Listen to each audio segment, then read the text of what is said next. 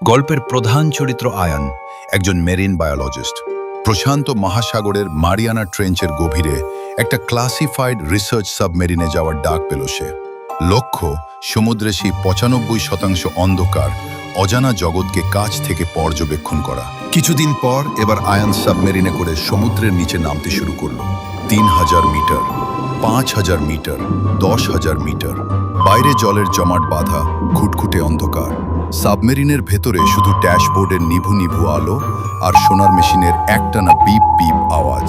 হঠাৎ রাডারে একটা অদ্ভুত সিগন্যাল ধরা পড়ল।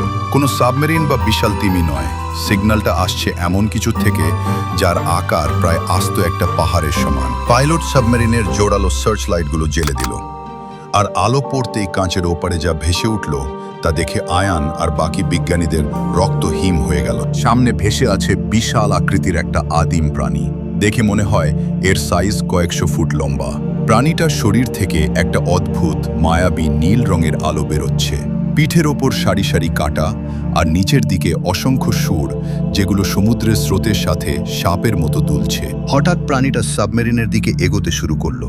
কোনো আক্রমণ নয়, খুব শান্ত ভঙ্গিতে সে তার একটা বিশাল উজ্জ্বল সুর দিয়ে সাবমেরিনের সামনের কাঁচটা আলতো করে ছুঁলো। আর ঠিক তখনই ঘটল সেই অবিশ্বাস্য ঘটনা। প্রাণীটা সুর থেকে একরাশ নীলচে জাদুকরি আলোর কণা সাবমেরিনের শক্ত টাইটানিয়াম আর কাঁচ ভেদ করে ভেতরে ঢুকে এলো।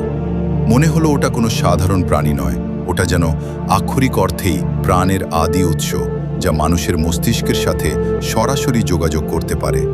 আলোর কণাগুলো ছুঁতেই আয়ান আর পাইলটের চোখের দৃষ্টি একদম শূন্য হয়ে গেল। ঠিক ৩ দিন পর সমুদ্রের বুকে ভাসমান অবস্থায় সাবমেরিনটাকে উদ্ধার করে কোস্ট গার্ড। রেস্কিউ টিম দরজা খুলে ভেতরে ঢোকে, কিন্তু ভেতরে কেউ ছিল না। পাইলট, বিজ্ঞানী, আয়ান সবাই গায়েব। সাবমেরিনের কোথাও কোনো ভাঙচুর বা ধস্তাধস্তির চিহ্ন নেই। পড়েছিল শুধু সাবমেরিনের ব্ল্যাক বক্স আর অডিও রেকর্ডারটা। রেস্কিউ টিম যখন শেষ অডিও লগটা প্লে করে, তখন প্রথমে শুধু একটা যান্ত্রিক গোঙানির আওয়াজ শোনা যায়, আর রেকর্ডিংয়ের একদম শেষ সেকেন্ডে ব্যাকগ্রাউন্ডে খুব শান্ত ঘোরের মধ্যে থাকা আয়ানের গলা শোনা যায়। আমরা ভেবেছিলাম হয়তো পৃথিবীর ওপরটাই আমাদের দখলে, কিন্তু প্রাণের আসল উৎস তো এখানেই ঘুমিয়েছিল, আর আজ সে আমাদের ডেকে নিয়েছে।